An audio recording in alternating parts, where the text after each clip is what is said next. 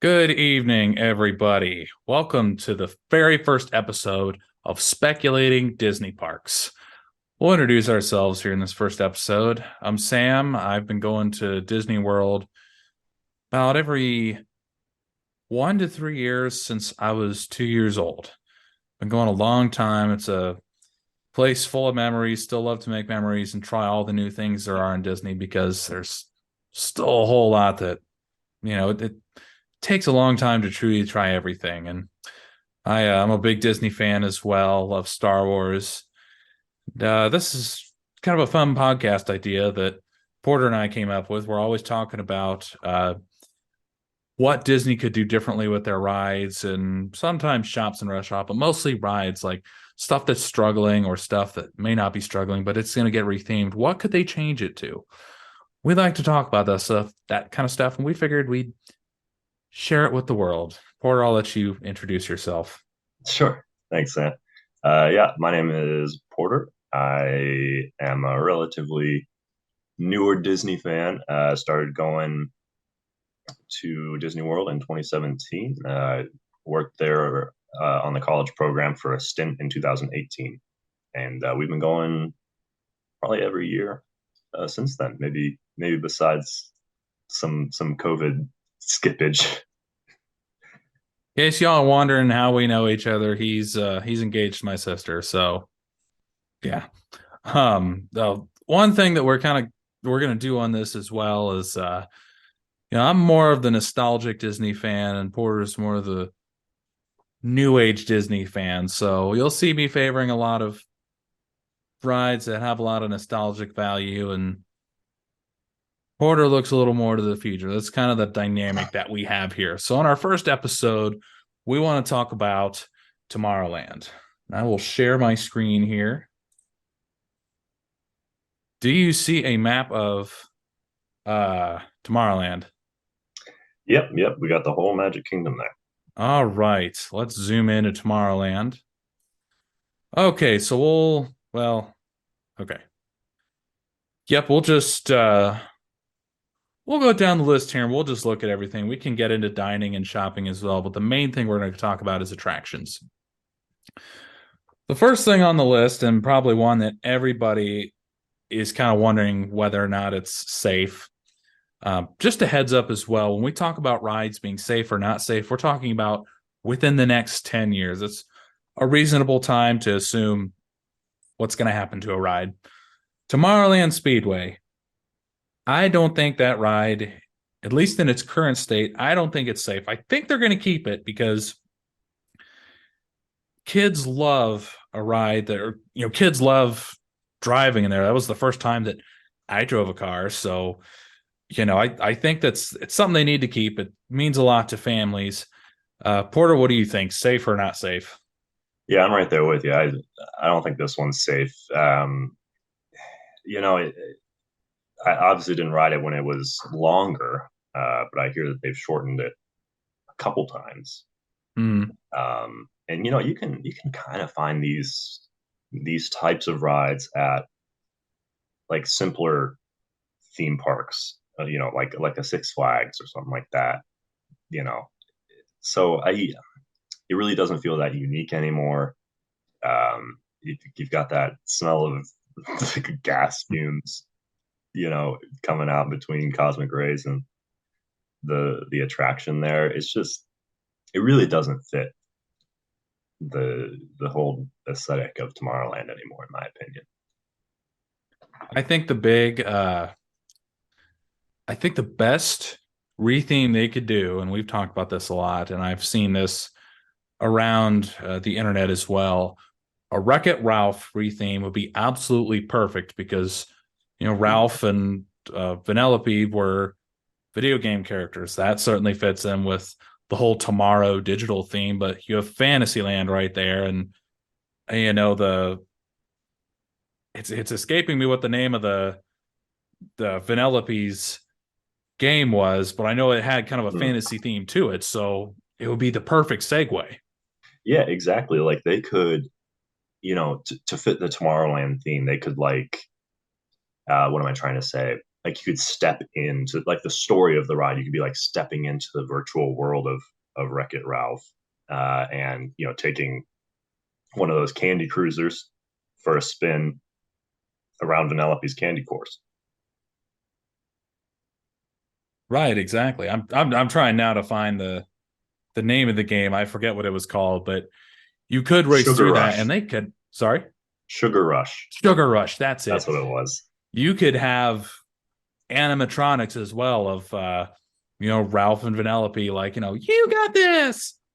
I think it would be the Yeah. perfect overlay just, to get immersed into that world, like you said. Yeah. And like it fits between Fantasyland and Tomorrowland, like let's say you're coming from, the teacups or storybook circus down into Tomorrowland, like the bright, candy colors still fit into the Fantasyland color scheme, but then you've got, maybe they use like electric cars instead of, the gas cars that they're using now. I And the would think whole, that's the future going forward. right, yeah, the whole virtual aspect of it fits the Tomorrowland theme, because VR is only getting bigger and bigger. Um, so it's a futuristic concept. I think that's the best option for Tomorrowland. I do hear a lot of people talking about how they want the Speedway gone all together. And I So just don't really know what they would put in that area because they'd replace it's it with like a different concept entirely. a lot of people. I don't know if they just say turn that area into grass or like try to put up a new attraction or something. I mean, you already got Tron there, so I wouldn't think you'd try to build again something over the Speedway, but I think they just need to Yeah. leave it and retheme it just because, it's meaningful to families, but make it relatable to children with Wreck-It Ralph. Well, and it used to be so popular too. Like I remember when I, first started paying attention to Disney World, like, that was a popular attraction. But now, I mean, nowadays I feel like we look at the wait times, it kind of hovers around a half hour, which is still not like terrible. It's not like a 5 minute wait or anything like that. But I think, given the theming of Tomorrowland, it feels like a relic of the past.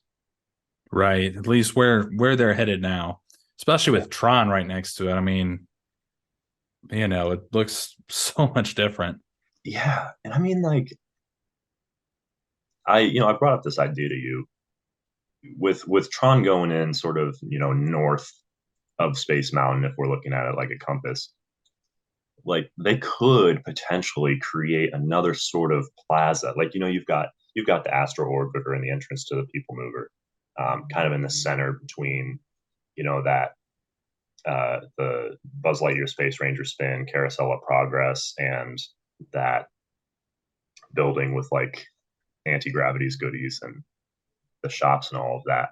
They could make Mm-hmm. another type of plaza center, for people to gather around, that fits between Space Mountain, Tron, and where the Speedway is right now. That would be kind of interesting if they had a second plaza. Yeah, it is. I feel like it is one of the more spacious, and not to get too far away from tomorrow or from the Speedway here, but it is one of the more spacious lands of Magic Kingdom in terms Oh of yeah, walking space. definitely. Just like this huge area over here, and up between the Speedway and Cosmic Rays. Yeah, that's a wide area, and Space Mountain especially. Yeah, I could see them adding in another hub as well, just for I don't know if it's like another pin trading place or what, but they could Yeah, and certainly I find think a it way to would make just make something it feel work. bigger. Yeah, it would make the land feel a little bigger, which I think could only work to serve Disney's interests. When the parks are reaching capacity all the time and they're as crowded as they are these days. Yeah, yeah, definitely.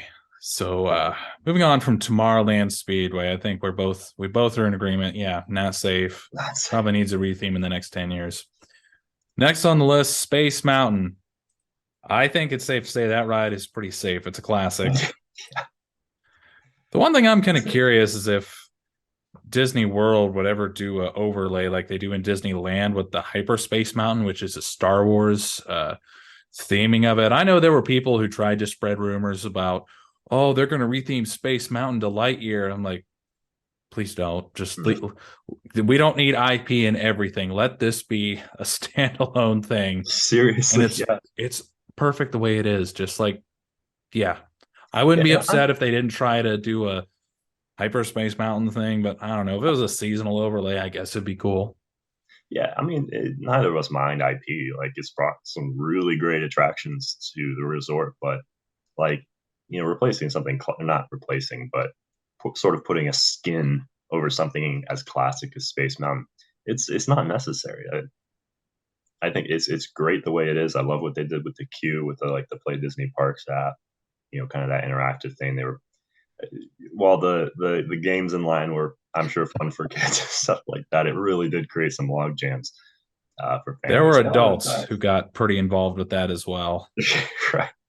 And it's like the we could have been through this line a lot faster and everybody not been trying to play the games everywhere. I don't know if anybody else listening remembers it, but oh, it was Well, annoying. that wasn't that long ago. I can't remember when exactly they replaced that. That might have been 2020 or 2021. Oh, maybe it was. Yeah, because I do remember those when I started going to the parks. Those games. So Space Mountain, yeah, we agree, pretty safe. Yeah, pretty sick. Astro Orbiters. I'll let you start this one. Yeah, I think this one's safe too. I mean, like, what do you replace it with? How do you even go about like taking apart that ride if they like discontinue it, or retheming it? It's in the center of Tomorrowland. It sort of fits with the kinetic movement, energy of the land. When you walk in, you see the rockets kind of circling around the center, and you see the people mover like moving horizontally, kind of in symmetry with it. It's more a piece of the land itself, rather than an actual like attraction that you'd want to go on every time. Like, we'll skip Astro Orbiters every once in a while, because it's another Dumbo, it's another Magic Carpet. It takes you a bit higher, but And you get some um, incredible views, which is why I think it's probably the best of those three like flying rides. I don't really know what they're called, but yeah, like the circling flying rides. Plus, oh my right. gosh, at night, folks, if you've never ridden the Astro Orbiter at nighttime, put that on your next bucket list. It's Yes, it is. Views are spectacular. I also agree that this is safe because, yeah, I don't know what you'd replace it with. It's one of the one of those rides. It's best at nighttime, so I think it's safe. Moving on to the next on the list, the Tomorrowland Transit Authority People Mover. For the longest time, I honestly thought this ride could potentially get rethemed into something, but the more I thought about it, I'm like, what would they change it to? But during the pandemic, it was closed a really long time for a refurbishment, and it just gained this cult following on TikTok. And I don't really know why it happened, but I'm glad it did because I love this ride. I think it's definitely safe within the next 10 years because it's a great break from the heat, and it's never more than a 30-minute wait, except during peak times. I think I may have seen on the app before I got up to 45 minutes, but short wait, great break. And sometimes it's just nice to be in the dark in Space Mountain and, just there's something peaceful about it. Maybe I'm just weird and love Space Mountain, but it's just peaceful. Yeah, and I don't know, it kind of gives like a feeling of you're getting a little backstage tour. They go through Space Mountain, some of the shops, Buzz Lightyear, uh, you know, and you're kind of staring into the stage as it's operating, and it's just a nice ride through the land. Yeah. We did once. We saw Taylor. We were going through Mickey Star Traders. We could see her. And I want to say we We all waved at each other. I can't remember. Oh, really? Yeah, I'm not recalling that. Was this before? 2021 when it was like Oh, okay. 104, like a record heat Yeah, index. That yeah, day was that day brutal. was. Jeez, oh man, yeah. So next on the list is Walt Disney's Carousel of Progress. That one I think is safe because I'm pretty sure it's not operating in Disneyland anymore. Maybe it is. I'll look it up here, but that's a classic, and it's another great break from the Florida humidity and heat. And they recently changed the last scene. We didn't get a chance to see it, and we were there last time. It kept closing down, but I think this is something that'll be safe. Maybe they'll change some of the scenes or something depending on what's going on and like whatever technology they may want to incorporate. But I think that ride's pretty safe. Yeah, I agree with you. And Tomorrowland's got two shows going for it, and we're gonna get into Monsters Inc. Laugh Floor later. But I think Carousel of Progress is safe, uh, just from the fact that I think they're trying to maintain the spirit of Walt Disney, so to speak, across each of the lands, and making sure that they've still got something reminiscent of the park's namesake. Um, Carousel of Progress being, of course, one of the more major ones. So looking it up online, the Carousel of Progress was originally owned the World's Fair, as we all know. Then it went to Disneyland after its run at the World's Fair, and then it closed in 1973, and then it opened in Magic Kingdom in 1975. So Okay. that is the only one. And that's something that, a lot of fans of some of the original Disney stuff hold pretty close. So I think it's safe to say that that ride's not going anywhere. Agree. I think just in terms of its location too in Tomorrowland, it's kind of butting up against the southern edge. Mm-hmm. It's a little out of the way, so it's easy to keep too. Exactly. Next on the list, Buzz Lightyear's Space Ranger Spin. This was my favorite ride as a kid. I don't know how many times in a row I would ride this, but I love this ride. I I'm kind of torn between safe and not safe in the next 10 years because Disney has really started to go towards more digital stuff. I mean, with the Spider-Man web slinger ride is all digital, the Toy Story Mania, all digital. Yeah, I love that, it's all the like physical and objects and everything. I don't know, the screens just get kind of annoying after a while. I really want to say this ride is safe in the next 10 years, but I just get this really bad feeling that they might try to do a major upgrade or something to it that modernize it in a way. yeah, I know what you mean. And I'd be willing to listen to somebody who thinks it's not safe, but I, it's got a pretty quick moving queue. Even if the wait time is high, I feel like you're always moving through it, like always walking. It Most of the queue is in the shade, um, and it's just a great family ride. So I personally think that this one is safe.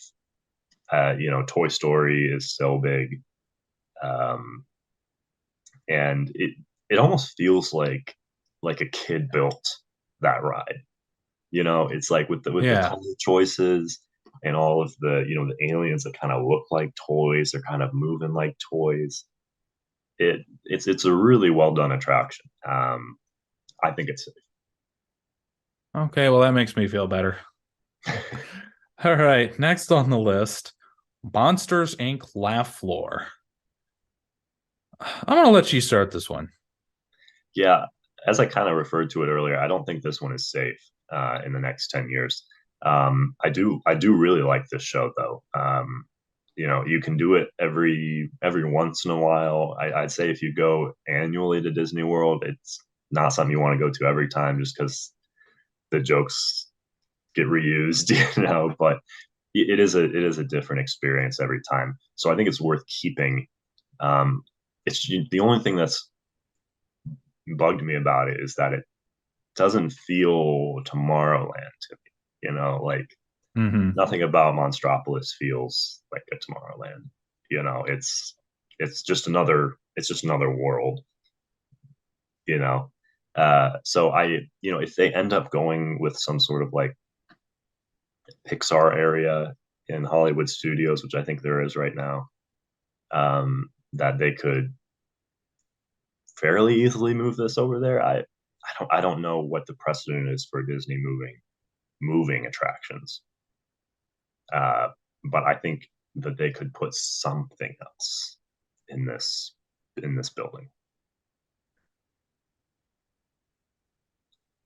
Well, I this is another one that I'm kind of unsure about because it interacts with the crowd and everything, and from animated characters and all, which is kind of unique. Families enjoy it, but I feel like they really improved it with Turtle Talk with Crush. Like, I don't know how many reels or TikToks I've seen of it, but Crush is just he's crushing it. All right. He's insanely popular with crowds. It seems like everybody wants to go to that attraction, but you don't really hear a lot with Monsters Inc. Laugh For. Like, I remember going once and the jokes were pretty funny, but like you watch POVs and you're just kind of like, oh yeah, I think I remember that from last time. So depending on depending on how you feel about Monsters Inc., I guess it kind of can be a one and done attraction. I'm I mean, they've got something with the IP.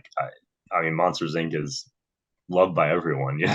Yeah. uh, I think they should hang on to the concept. Just maybe relocate it somewhere. Just Yeah,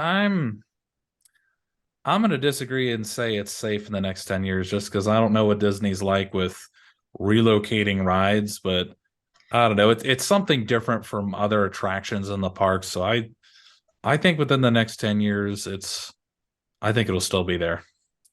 okay. Okay. So looking at some of the dining, I don't really know that a whole lot's going to change with dining. I know Cosmic Rays is that kind of became a cult classic as well. Like, with Sunny Eclipse, performing his little show all the Yeah. time. Like I think it's a lot of fun. As a kid, younger than a kid, how old was I? I was like 3 or 4 years old, and I don't remember it, but I was told that I tried to run up to him, and he's performing. All of a sudden, he just shuts down and just like bends. Oh, sorry, and he just bends over, and yeah, my dad loves to remind me of the time that I shut down Cosmic Rays. Shut down Sunny Eclipse and the Space Angels. No, that's hilarious. Yeah, I don't think much will change in terms of the dining and the shopping here. The food options sometimes change, of course, but I think they've got a good setup in Tomorrowland. It feels good. I do wish they had a little more stuff that wasn't Stitch in Star Traders. I mean, I know that Stitch is like he's got to be top five and the most popular Disney characters of all time. If not top five, definitely top 10. Yeah, yeah. He is probably like, one of those first characters that they merchandised everywhere. But I don't know. I kind of wish they'd have a little more stuff. But then again, they do in the Space Mountain shop, but it was closed when we went, which for the sake of my bank account was probably safe because I usually go crazy in that shop. That one in the Haunted Mansion shop, somebody's got to keep me from spending all my money. Oh my gosh, could you imagine if Memento Mori was as big as the Space Mountain gift shop? That would Dude. be awesome. Well, I know what we'll be talking about Be in in that heaven. episode. Yeah. What if bigger Haunted Mansion shop? Okay, so we've gone through Tomorrowland here. This is just a little recap. Tomorrowland Speedway, we both agree, not safe. Just about everything between Space Mountain to Buzz Lightyear Space Ranger spin, pretty safe in the next 10 years. Monsters Inc. Laugh For, not really sure. What do you guys think? I don't know if there's a comment section on this website, but Let me know on Instagram. I'll be posting a link to this there at trader.sam.eagle. There'll be a post with a link to this podcast. Let me know there what you guys what rides y'all think are safe, not safe based on what we talked about, and whether or not you agree that Tomorrowland Speedway or Monsters Inc. Laugh Floor may or may not get rethemed in the next 10 years. So one more thing we'd like to do here on our podcast. I always love doing like top fives, like top five rides, top five stores. We saw it in a YouTube video and we're like, this would be kind of fun to do. We did it during the pandemic a little bit. Porter, Taylor, my sister, his fiance, we would kind of go through some of the top fives and thought, well, we should share it at the end of our podcast here, then see what our listeners, what some of their top fives are. Yeah, So we're shout going to out do, to Watcher Entertainment. They do the top five beatdowns, and I believe that they had a Disney movie top five beatdown, which we'll get to eventually. But that's where the idea for this came from. So shout okay, out to gotcha. Watcher.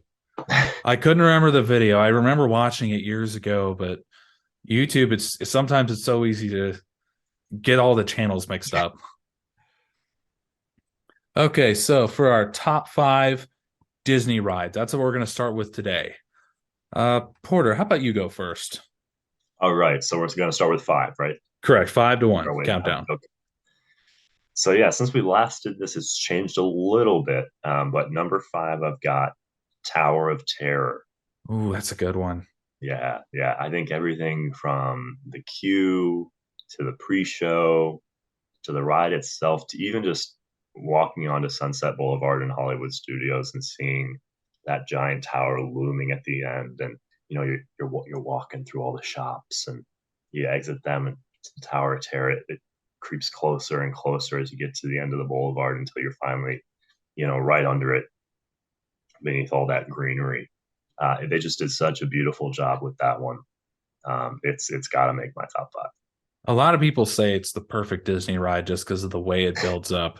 And I love that in that little like message thing where it says elevator, or like it says what's on the different floors, and you look down in the window. It's right before you go into the pre-show. It says in the letters in the bottom of this tray say take the stairs. Like that is so chilling. Like Yeah. I don't, whoever found it first, thank you for posting that. Yeah, it's got a ton of those tiny details too. Like in the pre-show room, it's got some objects from the show. I think at the end of the ride, when the cart is taking you backwards, like there's another room with some cool shout outs to the Twilight Zone.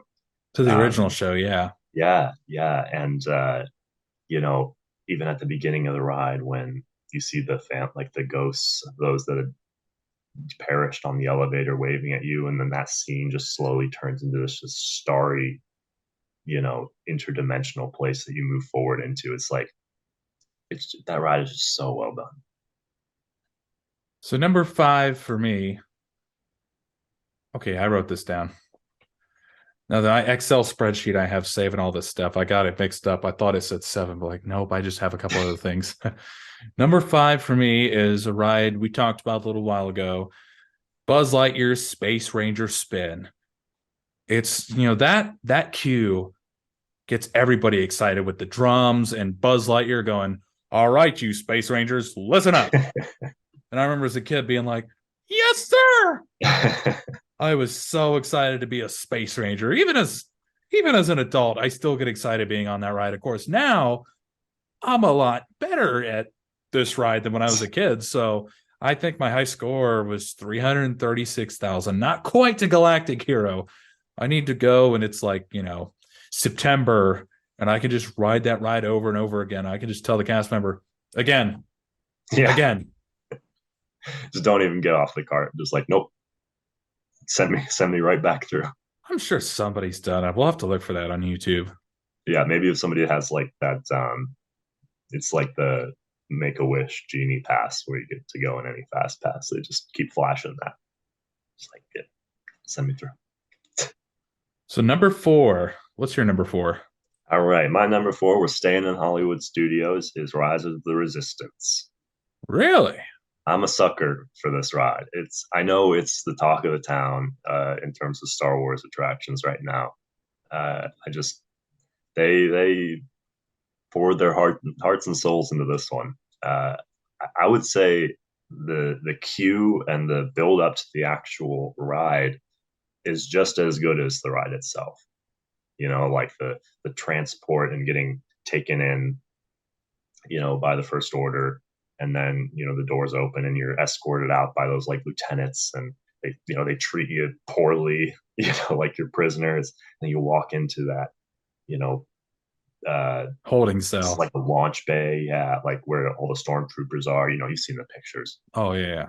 Uh, and the ride itself is just fun. Every time you ride it, there's something else to look at, and yeah, it's a great experience. And it could be the novelty of it. Maybe this one drops off in a bit, but right now it's holding fast at number 4 for me. I will always love that ride. Like I'm not a big fan of like sequel Star Wars. I'm more of a prequels original trilogy guy, but that ride increased my Star Wars fandom just because like, I was experiencing it. It was awesome. Yeah, yeah. The experience itself is just it's top tier. So number 4 for me is the Rock and Roller Coaster starring Aerosmith. Aerosmith is one of my favorite bands, so I'm that person who when I'm not screaming from the takeoff, I'm usually okay, I'm still screaming. I'm screaming the lyrics because I mean I can't really sing anyway, but just screaming along with the lyrics as you're going along. Like it's so much fun just with Aerosmith blasting in all directions as you're going inverted and all that stuff. And it's the only ride in Disney that goes inverted. So that adds a plus as That's a well. But good point. it's yeah, that's just that ride's so much fun. And I'm very upset that it wasn't open when we were there on spring break. Yeah, yeah. All right, number 3 for me is Haunted Mansion. Ooh. Going back to the Magic Kingdom. I mean, this one's a classic. You know, growing up, my dad was actually a huge fan of Haunted Mansion, and even though I hadn't been to Disney World or Disneyland, he always had like some collectibles. Like he had this jacket, and just some really neat merch from over the years with his obsession with Haunted Mansion. And I think I just inherited that a little bit. It's a classic for a reason. It's stayed virtually the same for a reason. Yeah, I mean maybe other than updating the technology of the ride, there's no reason to change it. It's like Tower of Terror. It's just one of those perfect rides. Got a great line, great pre-show, great attraction. The Yeah, music is fun. it's stood the test of time. Yeah. So number 3 for me is Expedition Everest. I love when you go backwards and it adds that, you're just like, oh crap, what? And you just go flying. And it's just there's not a lot of roller coasters that I know of that do that. It's the only one that I've gone on that goes backwards. But I really wish they would fix Disco Yeti as well. I mean, it's kind of fun having the Disco Yeti, Yeah, but I wish he would reach out. But it's my favorite Animal Kingdom ride, but that's definitely been one that like if I get the chance to, I will ride it over and over again. yeah, no, it's a good one. I hope they fix the Yeti at some point too. Yeah, you hear rumors about it, little whispers about them fixing the Yeti. Uh, but I think just with the state of Animal Kingdom right now and what's going on over in Dinoland, we'll get into this later. You know, yeah, I think probably the Yeti fix is a long ways off. Might be on the horizon. Yeah, let's cross our fingers. All right, number 2 for me is my favorite attraction in the Magic Kingdom, Pirates of the Caribbean. It's I love it for about the same reason as I love Haunted Mansion. It's another one that stood the test of time. Um, the reason that this is boosted above Haunted Mansion is I love the story and the way it leads you through the attraction and into that fort. The goofiness of the pirates, even the smells, the effects of the cannonballs, Yes. landing around you. You never know, when the water's going to shoot up. around you. You know, it's kind of tense, even though it's just water. I don't know. I always kind of tense up, like wondering where the cannonballs are going to land. Um, just Well, that water hit. Oh, sorry. no, go ahead. Say that water hits a little hard sometimes. It's Yeah, always really cold as well. Like you were just out in the heat. Like I know through the queue you were indoors for a little bit, but I don't know. It just doesn't really feel pleasant when it's landing on you. but that's a good point though, because Pirates is always like kind of chilly. Like especially once you get past that part of the queue where it's like, you know, you're just winding through the chains. It's sort of still open air. You actually get inside. Like Mm-hmm. the AC in that queue is top tier. So yeah, by the time you reach that part, you're like you cooled off already, and then you get this like the loud sounds of just the pop of those cannonballs landing. And the theme as well. Oh my gosh, yo ho! Iconic.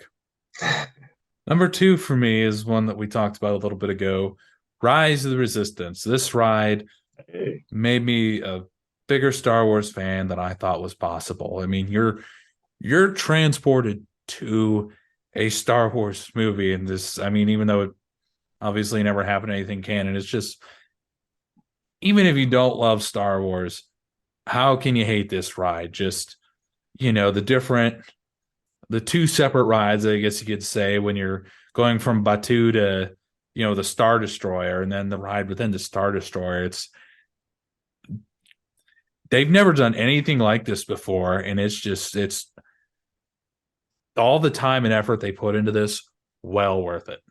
yeah, it shows. You know, like they really did put a lot of time and effort and direction, you know, into making this feel as real as possible. And Mm-hmm. it feels it. You look around, it's like, yeah, I'm in a Star Destroyer right now. All right, and for number one, Flight of Passage. You can't convince me. I'm sorry. There's no better ride in the resort than Flight of Passage. This one, uh, man, you feel like you're on top of the Banshee. I don't know how they did this one, but just with the effects, the way that the glasses, I guess, interact with the screen in front of you, like it's so immersive, and the way that they blow the smells into your face, like as you're going through different parts and feeling the machine that you're riding upon kind of breathe as if it's a banshee. You know, the way the music hits, even like there's this one part where your banshee settles down. Spoiler alert, by the way. There's this one part where the banshee settles down inside of like this cavern, and these like pink spores start to unleash, and it just feels so calm and serene, and you feel that piece of Pandora, but you also feel the adventure of it on the ride too. And I just it works so well for During that part in the cavern, I was tense because I thought for sure something was just gonna like me. pop out and try to like eat you or something. I'm just like, okay, something's gonna pop up, something's gonna pop up. Something. I'm glad nothing does, because there's plenty of those moments in that ride. You know, like when the those like rhino things or the bowls kind of come together and they almost smush you, or when that wave is kind of closing in on you. Yeah, Just the 3D effect is just that was a pretty incredible 3D. top tier, top And for me, my number one favorite Disney ride is one that we talked about for a little bit in this episode, Space Mountain. I love sci-fi, but it's the whole indoor roller coaster and you can't see where you're going to me is just so much fun. I know there's not a whole lot of like story and everything to the ride, but my opinion, you don't always need it. I mean, just soaring through space and all the sound effects and it's just that is the ride that like if when I'm there at a slow time of the year, I legit will ride it over and over and over again. I honestly can't get enough of it. It's probably my all-time favorite amusement park ride. tier. Yeah, it's a great one. I mean, that one's definitely in my top 10 if we were to do that. Mm. But yeah, you're right. Like just the feeling of flying through this, you know, this indoor mountain and not knowing where you're going. That's a lot of fun Oh yeah. for both kids and adults, I think. Yeah, Oh yeah. Everybody. That's one of the rides that everybody enjoys. yeah, family fun for all. Except for grandma. Grandma rode it once. She did not like it. She couldn't see where she was going, and I just remember hearing Taylor yell, "Are you okay, Grandma?" And I hear Grandma yell, "I don't know." Senior citizens may not like it as much. There are some that probably do, but kind of 50-50. All right, well, this has been a lot of fun speculating what's going to happen in Tomorrowland and talking about some of our favorite stuff. Let us know on Instagram what some of your favorite, what your top 5 rides would be, and what you think is going to happen to certain attractions within Tomorrowland. Join us next time as we start to dive into Fantasyland. Maybe not the whole thing just yet, but parts of Fantasyland. It's been a lot of fun. We'll see you all next time. Later.